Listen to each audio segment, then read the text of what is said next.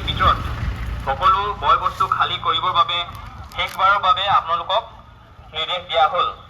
এই জাননী অনুসৰি নিৰ্ধাৰিত সময়ৰ ভিতৰত বনাঞ্চল খালী নকৰিলে অসম বন বিধি 1891 অনুসৰি বন সংৰক্ষণ আৰু উন্নয়নৰ স্বাৰ্থত উচ্ছেদৰ কাৰ্যসূচী গ্ৰহণ কৰা হ'ব। এই উচ্ছেদৰ সময়ত আপোনাৰ হ'ব পৰা যিকোনো ক্ষতিৰ বাবে বন বিভাগৰ ফালৰ পৰা কোনো দায়ী নহয়। দৈয়াং সংৰক্ষিত বনাঞ্চল এলেকাত অবৈধভাৱে প্ৰৱেশ কৰি বনাঞ্চল কাটি গৃহ নিৰ্মাণ কৰি তামোল আদি ব্যৱসায়িক গছপুলি ৰোপণ, পুখুৰী খনন, দোকান আদি নিৰ্মাণ, বনভূমি ক্ষতি কৰি কৃষিভূমিলৈ ৰূপান্তৰ আদি কাৰ্যৰ জৰিয়তে বন সম্পদ ধ্বংস কৰিছে। হয়, ইতিমধ্যে আমি আহি আজি উপস্থিত হৈছোঁ গোলাঘাট জিলাৰ অসম নাগালেণ্ড সীমান্তৰ মেৰাপানীৰ নেঘেৰী বিলত। নেঘেৰী বিলত ইতিমধ্যে 8 আগষ্ট অৰ্থাৎ কাইলৈৰ পৰা হ'ব ইয়াত উচ্ছেদ অভিযান আৰু ইয়াৰ 205টা অবৈধ পৰিয়ালত ইতিমধ্যে বুলডোজাৰ চলিব আৰু তাৰ কাৰণে সকলো ব্যৱস্থা ইতিমধ্যে প্ৰশাসনে সাজু কৰিছে। মই কামচান প্ৰশান্তক মই অকণমান দৃশ্য দেখুৱাবলৈ গৈছোঁ। আমি য'ত ৰৈ আছোঁ এইখিনিৰ পৰা 2 নং নেঘেৰী বিল আৰম্ভ হৈছে। এইটো স্থানৰ পৰা এই স্থানৰ পৰা ইতিমধ্যে আৰম্ভ হ'ব উচ্ছেদ অভিযান। 205টা পৰিয়ালত ইতিমধ্যে কাইলৈ গোলাঘাট জিলা প্ৰশাসন বন বিভাগে ইতিমধ্যে বুলডোজাৰ চলাব আৰু তাৰ কাৰণে প্ৰশাসনে সম্পূৰ্ণৰূপে সাজু হৈ 7 আগষ্টত ইতিমধ্যে মাইক যোগে 6 আগষ্টত ইতিমধ্যে মাইক যোগে ঘোষণা কৰিছে 205টা পৰিয়ালতে উচ্ছেদ অভিযান চলিব।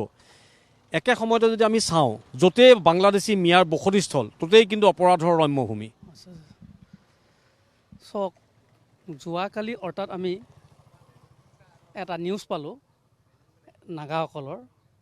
কিন্তু নিউজ পাই আমি ভাবিছোঁ তেখেতলোকক তৃতীয় পক্ষই উচতনি দি আছে, নহ'লে আজি যুগ যুগ ধৰি ইয়াত নাগা আমাৰ অসম মানুহবিলাকে একেলগে বসবাস কৰি আছে। আজিলৈ কোনো অপ্ৰীতিকৰ ঘটনা হোৱা নাই। হৈছে আমাতকৈ আগলৈ হৈছে কোলাজান, ধৰক এইবাৰ সৰু পানী, আমাৰ নেগেবিল অঞ্চলত কোনো দিনাখন তেনেকৈ অপ্ৰীতিকৰ ঘটনা হোৱা নাই। ইয়াত নাইও, কিন্তু আছে যদিও ওচৰ পাজৰে বাগান চাগানত আছে, কিন্তু আজিলৈকে হোৱা নাই। গতিকে ইয়াত 3টা কাউন্সিলৰ আমাৰ ওচৰত আছে, 3টা কাউন্সিল।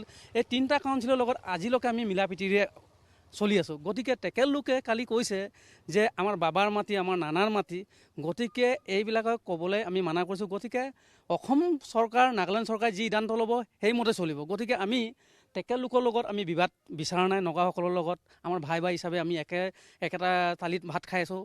মই এইখিনিতে এটা কথা আপোনালোকক জনাই লৈছোঁ যে কাষতে যিহেতু নাগালেণ্ড আছে, কিন্তু ইয়াত নাগা, অসমীয়া বা যোনে থাকক বসতি খুব সুন্দৰকৈ কৰি আছিলে। কিন্তু যেতিয়াই উচ্ছেদৰ প্ৰসংগ আহিল তেতিয়াই তৃতীয় পক্ষ তাত জড়িত হ'ল আৰু তৃতীয় পক্ষ জড়িত হৈ নগাক উচতাই আহি ইয়াত বিভিন্ন ধৰণে নগাৰ 2-1 মানুহে নগা প্ৰশাসনে গম নোপোৱাকৈ কাৰোবাক ভাবুকি দি আছে। গতিকে এইবিলাক কথালৈ আপোনালোকে কোনো কাম নকৰিব।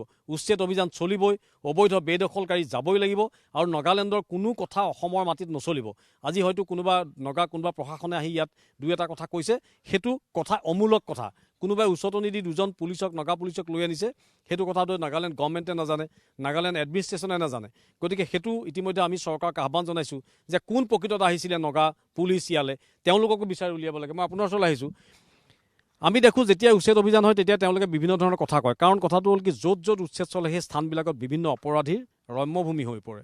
গতিকে এই জেগা এটা যেতিয়া উচ্ছেদ হ'ব, অপৰাধটো যেতিয়াই বন্ধ হ'ব তেতিয়া তেওঁলোকৰ যিটো ইলিগেল ক'লা ধনৰ যিটো আগমন, সেই আগমন বন্ধ হ'ব। গতিকে এতিয়া তেওঁলোকে ভাবিছে যে নগাক যদি অলপ লগাই দিওঁ, নগাই আগ্ৰাসন কৰিব বুলি কওঁ, তেতিয়াহ'লে হয়তো উচ্ছেদ বন্ধ হ'ব পাৰে। এনেকুৱা ধৰণৰ মেণ্টেলিটি তেওঁলোকৰ থাকিব পাৰে। নহয়, একদম এটা কথাত কমেই কথা।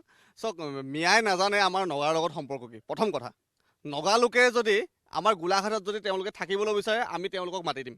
এইটো স্পষ্ট কথা, মিয়াক আমি কৈ দিছোঁ। আৰু নগাৰ লগত আমাক কাজিয়া লগাবলৈ আপোনালোকে নিবিচাৰিব। আৰু নগা আমাৰ ভাই।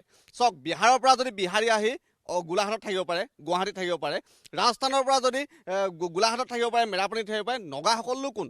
আমাৰ ভাৰতৰে হয়, তেওঁলোক থাকিব পাৰে। কিন্তু এইটো নহয় যে তেওঁলোকে আহিব আমাৰ মাটি, আমাৰ অসমৰ মাটি নাগালেণ্ডৰ বুলি ক'ব। আমি সেইটোত পক্ষপাতি নহয়, কিন্তু আমি পক্ষপাতি এইটো, তেওঁলোক যদি আমাৰ ভোটাৰ হ'ব পাৰে, ভোটাৰ হ'ব বিচাৰে। আৰু তৃতীয় পক্ষক এইটো আমি কৈ দিছোঁ, হয়, বাকী ভাৰতীয় লিখে তেওঁলোক আমাৰ ভাই। কিন্তু এটা কথা, মিয়াসকলে যিটো আমাক ভাবিছে যে আমাৰ মিচিং সম্প্ৰদায়ৰ লগত, অসমীয়া সম্প্ৰদায়ৰ লগত যে এটা মানে তেওঁলোক নাগাসকলৰ লগত এটা কাজিয়া যিটো লগাই দিম বুলি ভাবিছে, এইটো আপোনালোকৰ এইটো সম্ভৱেই নহয়। আপোনালোকে নাজানে আমাৰ নগাৰ লগত আমাৰ আলোচনা কি হৈ আছে। সেই কথাটো তেওঁলোকে নাজানে কাৰণে কথাটো কোৱাই আছে। আৰু এটা কথা স্পষ্ট, ইয়াত চাওক, এইটো জেগাত চুপাৰী মাফিয়া আছে, ড্ৰাগছৰ মাফিয়া আছে, লভ জেহাদী আছে, লেণ্ড জেহাদী আছে, কয়লা আছে, কি নাই? চব পুলিচৰ ওচৰত, প্ৰশাসনৰ ওচৰত তথ্য আছে কাৰণে এইটো নেঘেৰী বিলটো লৈছে, নহ'লে বেলেগ এডোখৰ জেগা ওলাব পাৰিম। আমাৰ স্পষ্ট কথা, য'তে মিয়া আছে ত'তেই উচ্ছেদ হ'ব লাগিব।